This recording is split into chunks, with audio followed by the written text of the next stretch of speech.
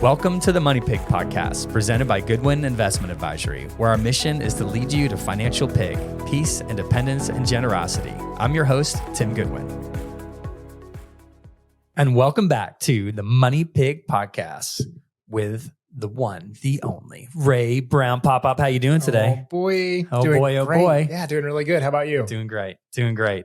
So we are going to be talking about helping our clients find, your rich or their rich. Before we get into that, though, Ray, is there anything interesting that you'd like to share with the audience that they can learn a little bit about you?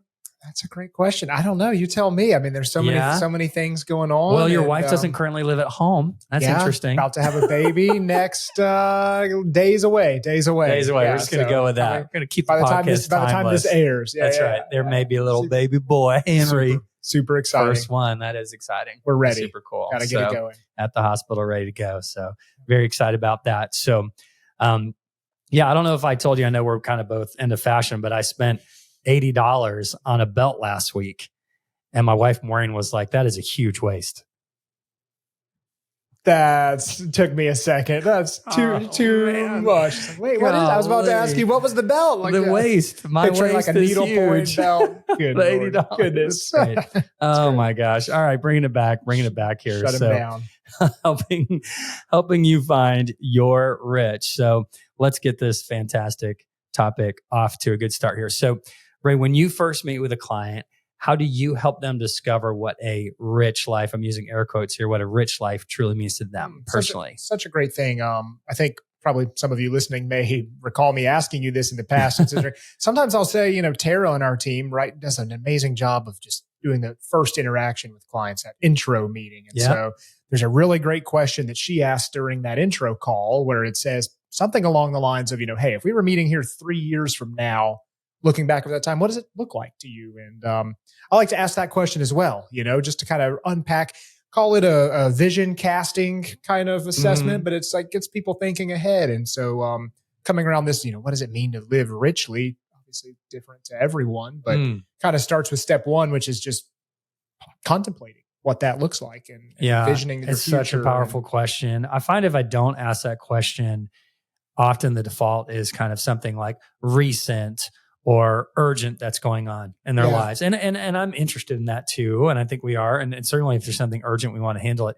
But when we say like, looking ahead 3 years, where you want to be and where do you need to be happy with the progress, all of a sudden what really emerges from their heart and from what they're sharing is about important things. Right.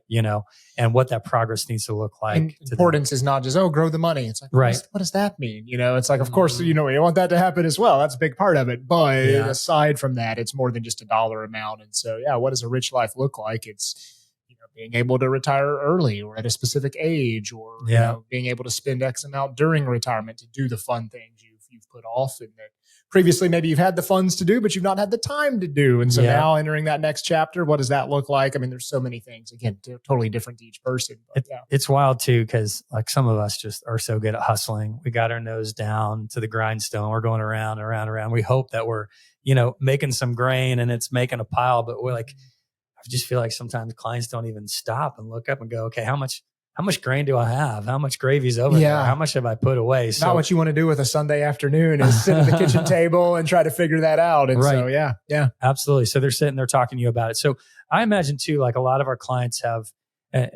we get this, they kind of feel like they've been building wealth quietly. Like I'm saying, like nose to the grindstone for years, decades, right?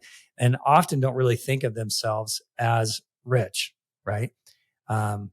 They haven't really measured this pile of grain behind them. So how do you help them recognize and celebrate what they've accomplished? Love that you said celebrate. Like I think that's the biggest part of all this. At the end of the day, why are we doing any of this? Why does this stuff matter? And the planning and paying attention to where we're at right now and where we're going, keeping the eye on the ball, that's in front of us as well as the one that's coming at you. It's just, another fun thing in the process. So I think for me, the process begins with, obviously getting to know the client, understanding where they're at, where they're planning to go. But then something I said to someone the other day was like, oh, how do you know like when you can retire? It's like, well, technically any of us can retire tomorrow. You just may not be able to spend very much, So it's like that's a really retirement it's not an age, it's that financial number. And so honing in on that. But to celebrate it, we love to just, build out that balance sheet. We're looking at all the assets, whether it's things we manage for a client or stuff that they're holding away. We always say, keep your emergency fund where it's at. We do not need to have our hands in that. We kind of help structure some things, but certain assets that we'll manage for someone, we want to also include those other things like your home value and all those other great assets in the plan. And then it's fun to track some of those milestones celebrated on screen. I know we've yesterday got a little loud in our lobby because we have a big bell in the lobby. And I heard someone maybe got an eardrum ruptured. Who would have installed such a ridiculously large bell in our silly lobby? So we did. It's actually one of my first clients. She's been a client since we looked up September 2004. Dang. So she's been here almost 21 years. And she finally, it was a lot of hard work. Justin works with that relationship now primarily. And we have had, I think, something like 4 different meetings trying to say, hey, this pile of grain is big enough. Like, and we need to celebrate and you're ready to retire. So she agreed that she's going to turn in her notice to her employer next week. Her friends have already started planning a retirement party. So she said she better have retired before the party. She's going to feel like that's not right. And so we do. We have a bell where clients can ring it if they're retiring. Let's say they paid off their house, or maybe they're, a certain amount of debt goal that they were trying to pay off. But really too, she had to hit kind of a milestone in wealth that was really meaningful to her. And so, that's different for everyone too, right? It's like, what is I got to cross the million mark. It's like, well, we've got clients who have million plus, and it's like, well, then it's the 2 or it's the 5 or it's the 10 mark. It's like, there's always, maybe it's the first 500,000. It can totally be different for everyone, but it's important to chart that progress over time, and it feels good to celebrate. It does. Yeah. Each day she really celebrated. My ear, as you mentioned, was really close to that bell. I didn't realize she was really going to go at it. Everybody's got meetings in the building. Like, it's not a fire drill. We got a client celebrating. I was in a meeting with a different client. They're looking around. What is going on? I mean, at the end of the day, it's a silly bell, but the moment is so important. It's she was taking excited. that pause and just spinning those moments. But I think the real reward just comes from like seeing folks have confidence.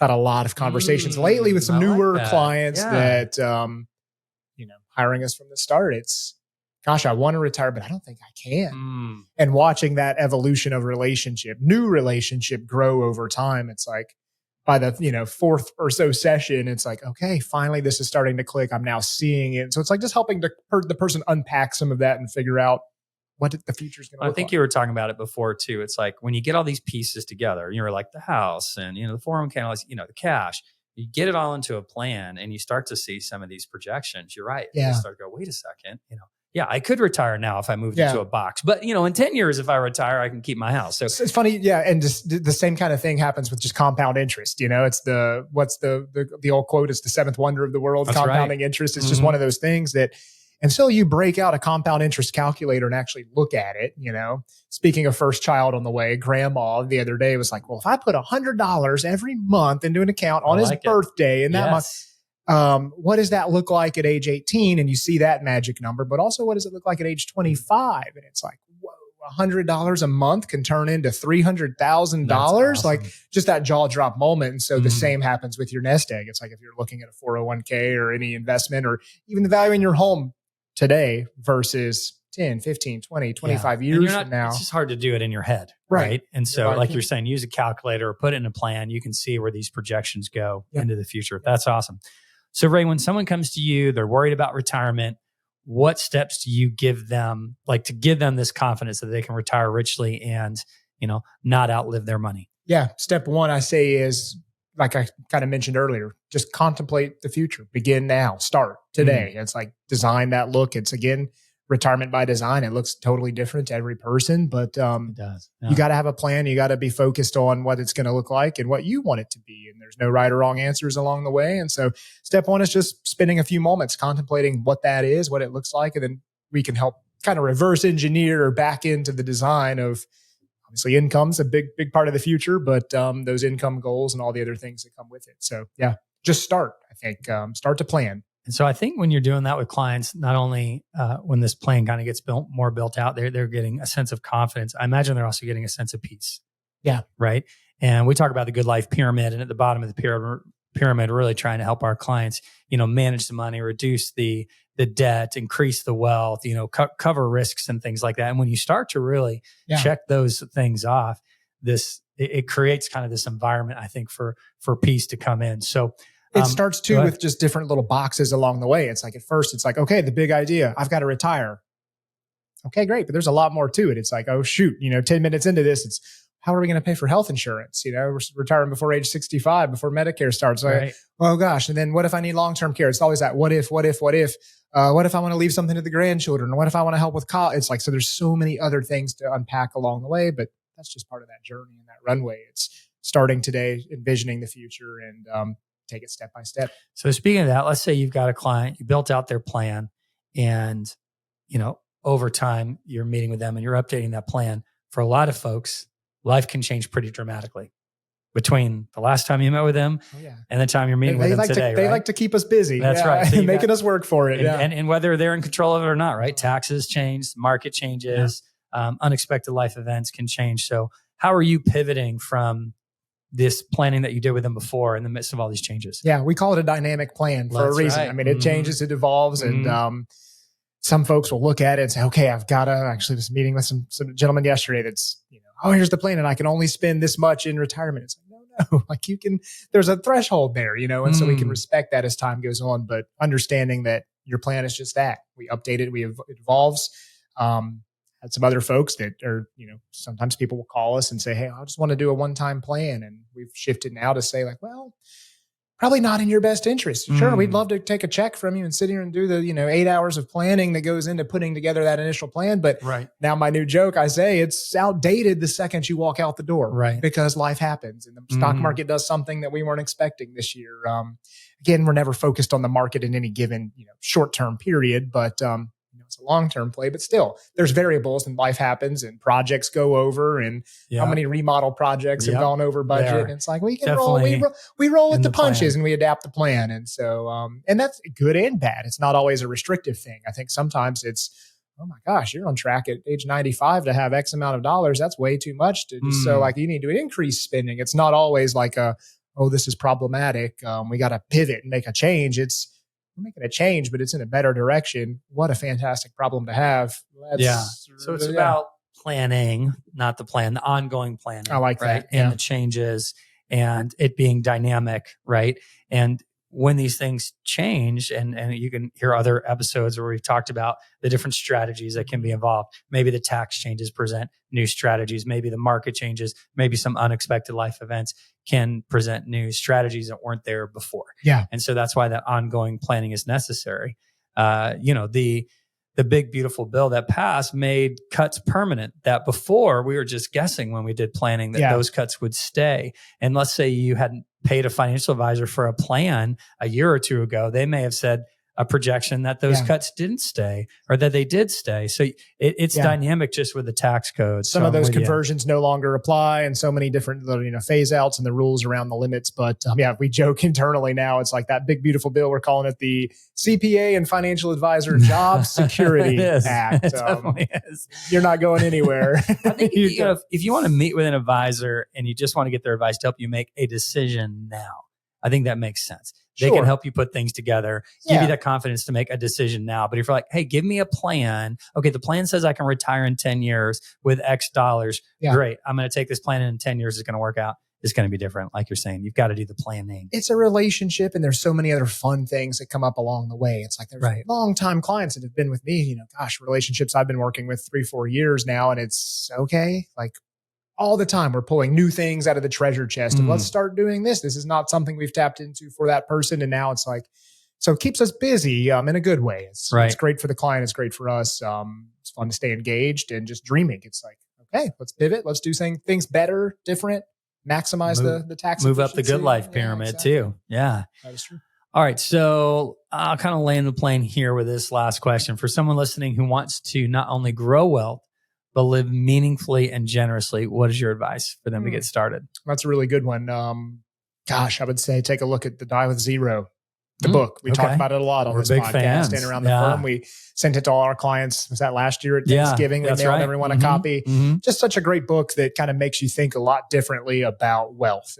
And again, I probably said it a bunch on this pod before, but coming into this industry, You think you're going to be like the Dave Ramsey that's like cracking the whip and telling folks, you've got to save for retirement. You got to save 15%, this and that. And I find now in the day-to-day, I spend more of my time convincing folks to let go, whether that's being more charitably inclined or to spend more in retirement or to reduce the amount you're putting away into the 401k if you're still in those working years, because the plan is set and based on lifestyle. You got this. Go take that extra vacation or do that thing. And so it's a collaborative approach. It goes both ways, but I think it all kind of starts with that initial dream session.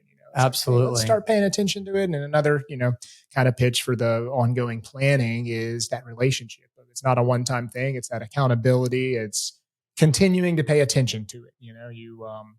I heard somebody say, like, when you get married, the reason you got married is because you were spending time with this person. You were focused on that person, and then boom, look what happens. Y'all get married. And so it's like you become what you're focused on and paying attention to. And I think just having those recurring sessions or meetings where you're looking at your plan, really just honing in on things, that's what's driving you. So I like it. You're aware, because I've been sharing this with the team. So I'm working on a new book, starting to wrap it up, called the 7 Secrets of Happy Millionaires. Still need my advanced early signed edition. That's right. Yeah, you need to get that hardback, please.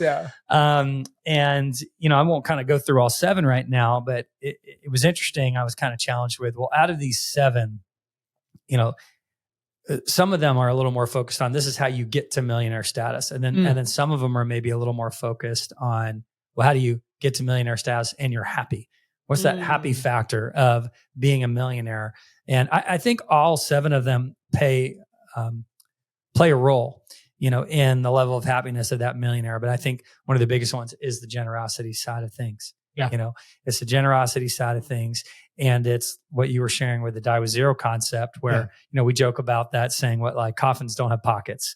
Right. Like Yep. And so that's those, both of those concepts I have is kind of the generosity piece, and, make these memory dividends, do these meaningful things, have these meaningful experiences, build legacy, be generous before you die. Because, but like you said, sometimes it's hard to let go of this money that we've built, our nose of the grindstone, that big pile, to finally start spending it for so long. And we've been earning it and building it, but now we're supposed to stop earning, and we're supposed to start spending. And now the pile's getting smaller. It got bigger most of my life, but now it's getting smaller. So, but then you see folks all the time where it's like, gosh, you're still spending, you're in retirement. And this is that jackpot, that kind of financial independence moment. So many times we run those calculations. It's like, the hill's not going down. It's continuing to grow, even though you're not spending it fast. And it's like, what a great thing to have. And so, but the generosity, it's like, it requires those reps. It's the muscle that you've got to flex and you've got to start. And absolutely. I heard that was a sermon in church, I think last week, was like,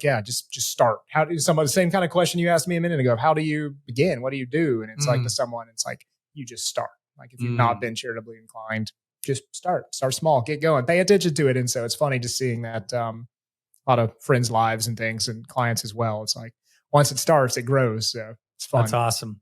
Well, Ray, thank you so much for coming and joining us again and talking about how we help clients live through their rich. So listeners, we do have that blog on our website. So if you go to the Knowledge Center, you can kind of search for Find Your Rich. That'll probably pull up that blog, or you can just subscribe to the blog. Please do that. You get these awesome. That would be preferred Tara. If you do That's that. Right. Yeah. And if you want to learn more, there's lots of resources there. My old book, Exponential Wealth, there you can download it. Hopefully soon. Outdated. New book. Outdated, Timeless, evergreen concepts there, of course. And if you want to begin a conversation, you can schedule an intro call. So wanted to thank Angela, our producer, and Tara, our content creator, for helping out with this great episode today. Evance helps to edit these. As we sign off, though, Ray, I always love kind of sharing some gratitude. And so I'll go first. I'll share what I'm grateful for. And this is kind of funny. I'm grateful for new tires. On my truck. I'm not grateful for how much new tires cost. I mean, that's insane. Yeah. That is insane how expensive they are. But if you can be prepared and have money set aside, because you start to get worried about your tires. Like, are they going to pop? Am I going to slide on the water? What if my wife and kids are driving the car? Like, is this car as safe as possible? And I was trying to stretch it out, like any good millionaire next door would, right? Yep. Quietly amortizing cost over time. Yeah. And I got the great oil change guys. They were like, I think you got like 2 more oil changes, Tim, before you need to replace these. So I had a good heads up, but I'm kind of just at that one oil change, and I got a nail in the side of one of them. And they're like, man, your tire is too wore out for us to plug this. Maybe you jump the gun now. But now driving around with 4 new fresh set, because it doesn't last long, right? All of a sudden you got to rotate them now properly. Yeah, you got to stay on top of that maintenance schedule. Like, hey, I've got some good tread on these tires. It makes you feel good driving around. Rotate them frequently. Got to be grateful for the small things. Thankful for the tire rotation schedule. About you? You just reminded me that I need to rotate my tires. Everyone, thank you for that. That's the takeaway. I'm grateful today. for that tip. But no, super grateful for this season we're in here. It's getting to serve so many new clients. Things are busy and well, and it's just good problems to have when you're doing fun stuff you're passionate about. Doesn't feel like work, and that's how you know you're the crazy person or the nerd that's landed in this kind of seat. It's like most folks cannot stand this type of stuff, but if you secretly love it, it's like you're not going anywhere. But grateful for that, and just the season we're in with a new baby on the way. That's why you're a little extra busy, right? Because you're about to take paternity leave. We're ready. We're ready for it. But super grateful for friends, family, great support systems. The team here, it's just been truly, truly great. So ready to get on the other side. Yes, soon, sir. So. All right. Well, we appreciate you so much. Thank you, listeners. Have a great day. Bye. Thank you for tuning in to the Money Pig Podcast. We hope you enjoyed today's episode. To stay updated on new episodes, be sure to subscribe wherever you listen to podcasts. If you found value in today's discussion, we'd greatly appreciate it if you could leave a rating and review. If you have any questions about the topics we covered, feel free to visit us at goodwininvestment.com and reach out. This episode is produced by evance.net. This podcast is provided for informational purposes only and should not be considered as investment advice, a solicitation to buy or sell any financial products, securities, digital assets, or other investment vehicles, nor as a basis for making any financial decisions. Goodwin Investment Advisory is a registered investment advisor with the SEC, CRD number 131193. Please note that the host and or guests may personally own securities, digital assets, or other investments mentioned in this podcast. Investments carry risk and are not guaranteed unless stated otherwise.